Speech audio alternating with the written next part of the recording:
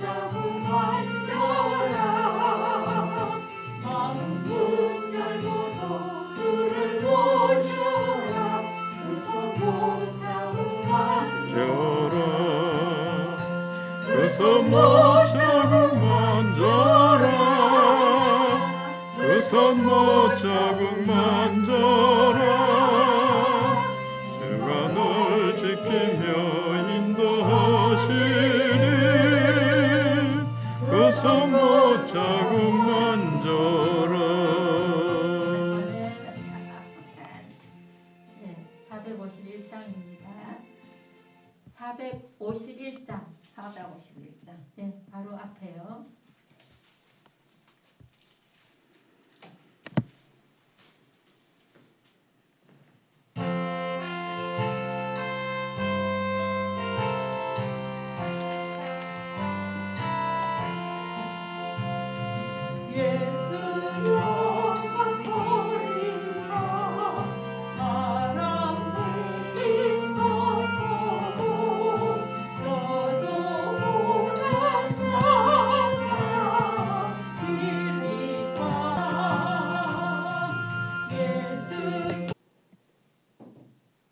하나님 말씀 사무엘상 1장 19절로 28절입니다. 제목은 오늘 사무엘의 출생입니다. 하나님 말씀 봉독해 드리겠습니다. 그들이 아침에 일찍이 일어나 여호와 앞에 경배하고 돌아가 라마의 자기 집에 이르니라. 엘가나가 그의 아내 한나와 동침하매 여호와께서 그를 생각하신지라. 한나가 임신하고 때가 이르매 아들을 낳아 사무엘이라 이름하였으니 이는 내가 여호와께 그를 구하였다 함이더라. 그 사람 엘가나와 그의 온 집이 여호와께 매년제와 서원제를 드리러 올라갈 때에 오직 한나는 올라가지 아니하고 그의 남편에게 이르되 아이를 젖대거든 내가 그를 데리고 가서 여호와 앞에 뵙게 하고 거기에 영원히 있게 하리이다 하니 그의 남편 엘가나가 그에게 이르되 그대의 소견에 좋은 대로 하여 그를 젖대기까지 기다리라. 오직 여호와께서 그의 말씀대로 이루시기를 원하노라 하니라. 이에 그 여자가 그의 아들을 양육하며 그가 젖대기까지 기다리다가 젖을 뗀 후에 그를 데리고 올라갈새 수소 3마리와 밀가루 1에바와 포도주 1가죽부대를 가지고 실로 여호와의 집에 나아갔는데 아이가 어리더라. 그들이 수소를 잡고 아이를 데리고 엘리에게 가서 한나가 이르되 내 주여 당신의 사심으로 맹세하나이다. 나는 여기서 내 주 당신 곁에 서서 여호와께 기도하던 여자라. 이 아이를 위하여 내가 기도하였더니 내가 구하여 기도한 바를 여호와께서 내게 허락하신지라. 그러므로 나도 그를 여호와께 드리되 그의 평생을 여호와께 드리나이다 하고 그가 거기서 여호와께 경배하니라. 아멘. 오늘 본문 19절에 앞서서 18절에 보시면 가서 먹고 얼굴에 다시는 근심빛이 없더라 이런 말씀이 있습니다.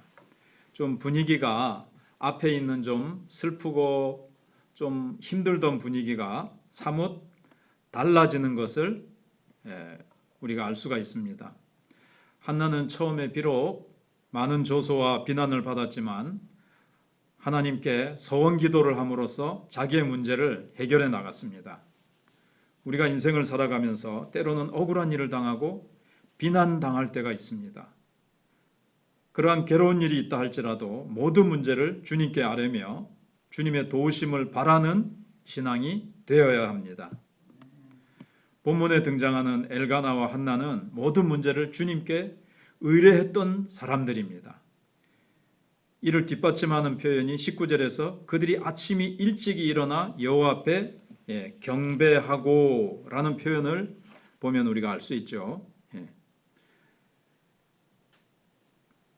조금 전에 보셨죠. 그들이 아침에 일찍이 일어나 여호와 앞에 경배하고 늦가 일어나가지고 해가 중천에 뜬 다음에 간 게 아니고 아침에 일찍 일어나서 여호와 앞에 경배하고 사실 앞에 있는 그 엘리 제사장을 보면 제사장임에도 불구하고 역할을 바르게 경배하지 않았던 그 제사장과 달리 이 가정에 엘가나와 한나를 보면 하나님을 바르게 예배하는 삶이었습니다. 거기 보시면은 아주 비둔했지요. 비둔하다고 해서 영적으로 그럴 수 있겠지만 안 좋다 볼 수 없겠지만 아침에 일찍 일어나고 성막을 계속 성전을 살피고 계속 부지런하게 이렇게 다니면 좀 글쎄요. 아무튼 비둔하다는 것을 강조한 것은 그가 뭔가 영적으로 하나님 앞에 바르지 못하는 것을 좀 암시하고 있는 게 있어요. 그리고 의자에 앉아 있었다는 것도 그렇습니다. 원래 성막을 모세가 만드는 거 이렇게 출애굽기를 보시면 뭐가 없지요? 의자가 없습니다. 성막 안에는 성전 안에는 의자가 없어요. 근데 의자가 있었다는 것은 상당히 좀 그것도 영적으로 뭔가를 말해주는 거예요. 그것도 나중에 또 엘리 제사장이 죽을 때 보면 의자에 앉아 있다가 놀래가지고 이제 자빠져가지고 목이 부러져 죽죠. 이런 것들도 제사장은 성전에서 항상 부지런하게 이렇게 서서 섬기는 모습을 사실은 이렇게 성경이 말씀하고 있어요. 성경을 깊이 보면. 근데 굉장히 하나님의 일에 게으르고 나태했던 제사장이라는 것을 보여줍니다. 그와 반면에 엘가나와 한나는 하나님을 바르게 섬기고 하나님 섬기기를 굉장히 열심히 부지런하게 했다는 것을 알 수가 있습니다. 첫 번째로 이제 생각할 것은 사무엘의 출생입니다. 그래서 엘가나와 한나는 여호와를 경배한 후 라마의 자기 집으로 돌아갔습니다. 그리고 이제 잠자리를 같이 했어요. 여기서 성경은 여호와께서 그를 생각하신지라 이렇게 기록하고 있습니다. 그 한나의 소원기도, 눈물로 하나님 앞에 기도하고 또 소원하고 그 다음에 또 남편과 함께 하나님 앞에 나가서 경배하고 이렇게 모든 문제를 힘들고 어렵고 비난당하고 조롱당했지만 하나님 앞에 기도하고 하나님께 그 문제를 다른 사람에게 가가지고 붙잡고 멱살 잡고 싸움하고 머리 끄댕이 잡아 당기면서 싸운 게 아니라 하나님 앞에 가지고 나가서 다 주님 앞에 의탁했다는 거죠. 그랬을 때 하나님께서 기억하셨다. 그들을 생각하셨다 하는 겁니다. 기억하셨다는 것은 은혜를 주셨다는 말입니다. 그래서 하나님의 은혜는 하나님과 동행하는 삶을 사는 이들에게 주시는 삶의 귀중한 도우심입니다. 은혜는 그 사람들에게 필요한 것들을 하나님이 도우시는 거예요. 그런데 엘가나와 한나에게는 그 도우심이 어떻게 나타났죠? 임신이라는 구체적인 열매로 나타나게 됐습니다. 그래서 아들을 낳은 이제 엘가나 가족은 이제 매년제를 드리고 서원제를 드리러 이제 실로에 올라가게 됩니다. 하나님이 그들을 기억하셔서 한나에게 우리가 잘 알듯이 사무엘을 주시죠. 그래서 이제 매년제를 드리고 서원제를 드리러 이제 실로에 늘 올라가는 거예요. 그리고 제사를 드리러 실로에 갔다는 이제 표현이 3번 등장하는데 이제 엘가나는 이제 신명기 12장 5절로 7절 말씀을 따라 중앙 성소를 찾아서 제사 드리는 것을 게을리하지 않았던 것으로 보입니다. 자기 이제 쉽게 자기네 집 근처에 그냥 이렇게 산당에 찾아간 것이 아니라 실로에 있는 중앙 성소까지 가서 예배를 드렸다. 하나님 앞에 나아가서 예배 드리는 것을 그냥 편하게 쉽게 드리면 되지 이렇게 하지 않고 하나님 앞에 아주 정성을 다했다는 것을 보게 됩니다. 하나님을 경외하는 마음에서 나온 거죠. 기독교는 정성의 종교는 아니지만 그래도 그 믿음이 이렇게 표현됐다는 거죠. 이런 면은 뭘 보여주냐면 비록 이제 이 시대도 사사시대예요. 사사시대는 자기 소견에 옳은 대로 하는 거예요. 자기 편리한 대로 집에서 드릴 수도 있고 아무 데서나 그냥 편하게 드릴 수 있는데 중앙성소에 가서 신명기 12장에 따라서 그렇게 이제 드렸던 거죠. 그런 사사시대였지만 영적으로 타락한 시대였지만 이 가정은 그 타락에 물들지 않고 하나님 경외하기를 힘썼던 가정이라는 것을 알 수가 있습니다. 하나님을 경배하는 일을 소홀히 여기지 않은 신앙이었다는 점을 성경이 우리에게 가르쳐주고 있습니다. 우리 또한 하나님을 경배하는 것을 소홀히 여기도록 만드는 여러 가지 여건들이 있습니다. 지금 코로나니까 더하죠. 그럼에도 불구하고 하나님을 경배하는 일을 최우선으로 여길 수 있는 성숙한 신앙인이 되어야 함을 다시 한번 깨닫게 됩니다. 수요일날 나오는 사람은 사실 굉장히 부지런한 사람이죠. 하나님 경배하기를 굉장히 부지런하게 하지 않으면 수요일날 나오기가 힘들어요. 저도 목사 아니었으면 안 나왔을 사람이 아닌가 싶습니다. 그래서 하나님이 목사로 만들어가지고 수요일날도 나오도록 만들고, 여러분들은 목사도 아닌데 나온 사람들은 정말 대단한 사람들입니다. 그다음에 두 번째로 생각할 것은 어린 사무엘을 양육하는 한나입니다. 21절에서 23절인데요. 모든 가족들이 매년제와 서원제를 드리러 올라갔는데 22절에 보시면 한나는 올라가지 않았다고 돼 있어요. 왜 그랬는가 하면 여기 나오죠. 남편에게 이르되 아이를 젖대거든 내가 그를 데리고 가서 여호와 앞에 뵙게 하고 거기에 영원히 있게 하리이다. 자, 젖대거든 이 말을 볼 때 당시 이스라엘에서는 3살에서 4살까지 젖을 먹였습니다. 왜 그랬는가 하면 거기는 물이 참 귀하거든요. 그래서 아무 물이나 먹이면 이제 감염돼서, 아직 면역력이 어리니까 약하니까 감염돼서 큰 병을 앓거나 큰 위험에 봉착할 수가 있어요. 당할 수가 있으니까 엄마 젖은 그래도 깨끗하잖아요. 그래서 이제 3살, 4살까지 이제 젖을 먹였던 겁니다. 그 다음에 이제 오늘 본문을 통해서 또 알 수 있는 것은 장거리 여행이에요. 제가 지도를 준비해서 잊지 않으면 제가 복사해서 드린다 그랬는데 역시 잊어버렸습니다. 제가 이빨이 하나가 뿌리까지 썩어가지고 오늘 부산에 치과에 갔다 온다고 핑계를 좀 대보고, 그래가지고 이제 어린아이가 이제 장거리 여행을 아직 조그만 애인데 뭐 기차가 있습니까? 뭐 자동차가 있습니까? 그러니까 좀 무리했던 거예요. 그랬기 때문에 한나가 남편과 함께 동행하지 않고 얘가 젖을 떼거든 이제 데리고 올라가서 영원히 성소에서 나실인으로서 하나님을 섬기는 하나님의 사람으로 제가 바치겠습니다. 이렇게 된 거예요. 여기서 발견할 수 있는 건 뭐냐면 어린 사무엘은 젖을 떼기까지 엄마로부터 육적인 공급을 받은 거예요. 보살핌을 받고 영양분을 공급받은 거죠. 그러면서 이제 자랐을 뿐만 아니라 뭐도 추측할 수 있습니까? 영적인 자양분도 공급받으며 자랐을 것이다.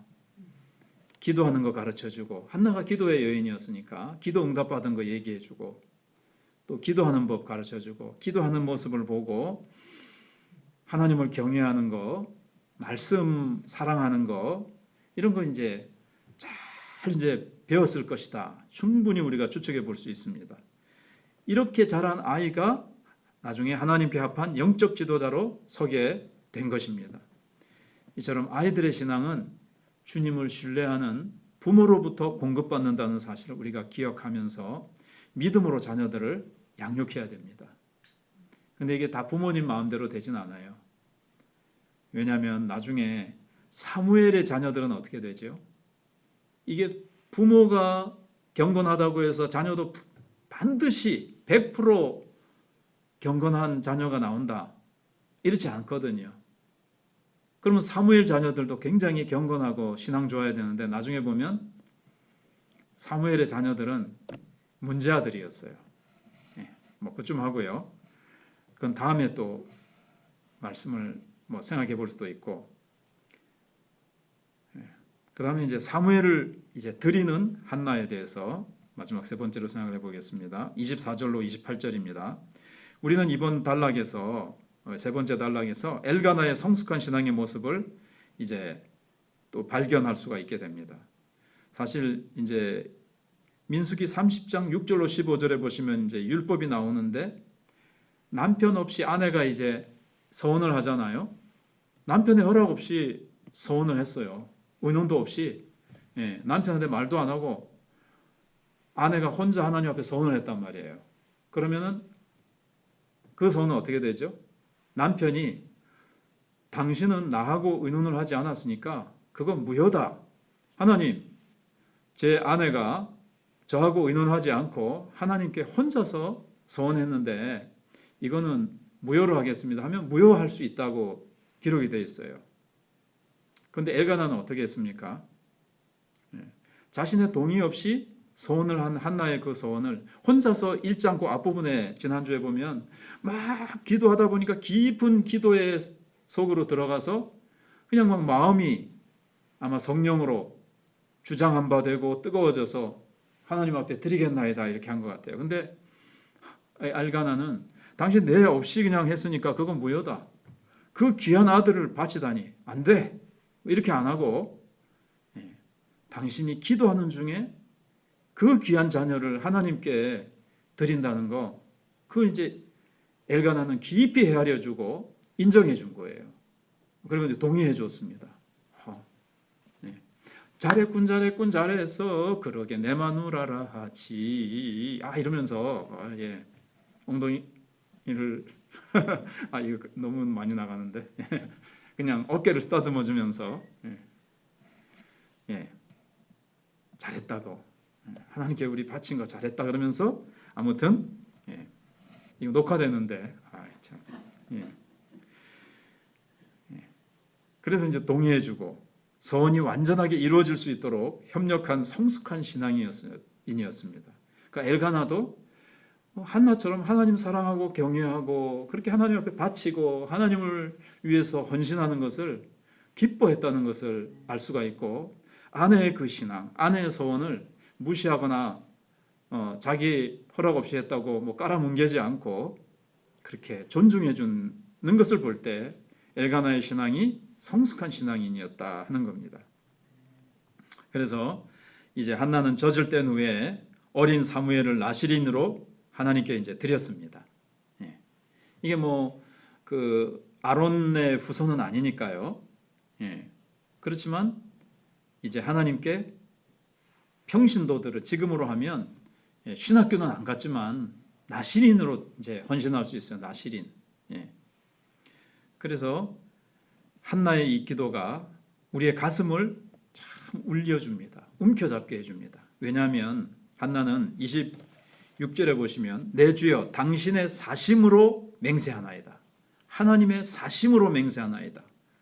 이 말이 참 어린 사무엘을 바침에 있어서 가슴 벅차고 사랑의 마음으로 가슴 저미는 느낌을 받게 하기 때문입니다. 그리고 뭐라 그럽니까? 당신 곁에 서서 여호와께 기도하던 여자라는 표현을 통해서 아이가 없어서 울부짖으며 기도하던 여자임을 강조하면서 동시에 기도에 응답해 주신 주님에 대한 이제 신뢰를 보여주고 있습니다. 제가 당신 곁에 서서 여호와께 울면서 기도하던 그 여자 아닙니까? 그런데 제 기도를 하나님이 들으시고 응답해 주셨습니다. 나 하나님께 감사해서 이 아이를 하나님께 드립니다.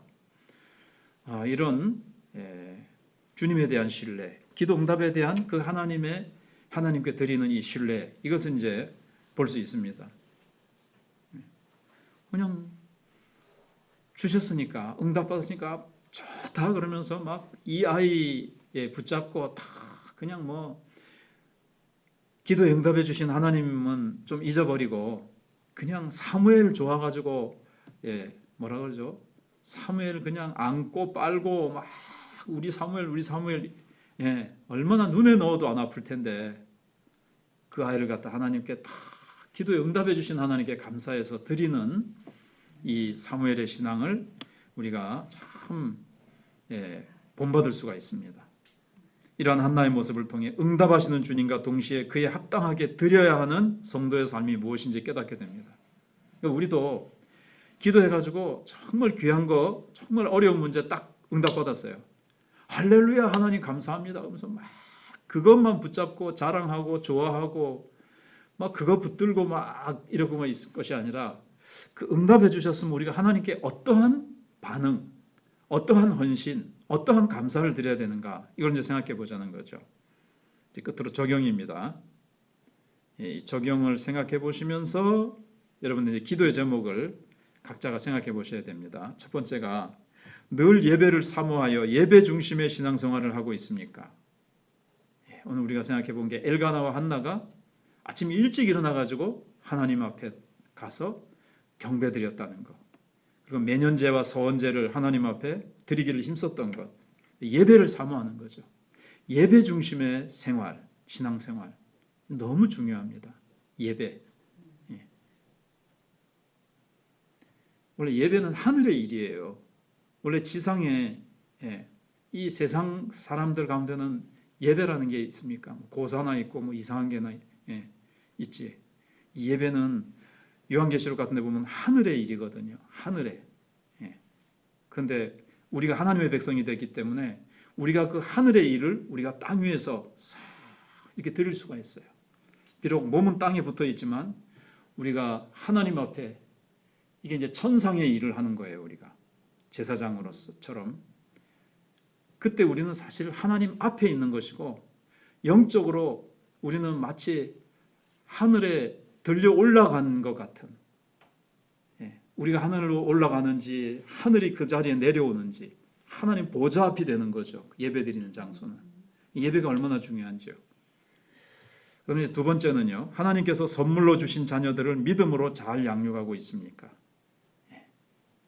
이제들 다들 다 이제 키워가지고 내보냈지만 지금이라도 자녀들을 위해서 기도하고 자녀들을 뭐 카톡으로든지 전화로든지 또 얼굴을 대했을 때든지 차관 믿음으로 우리가 얼마나 잘 양육하고 있는지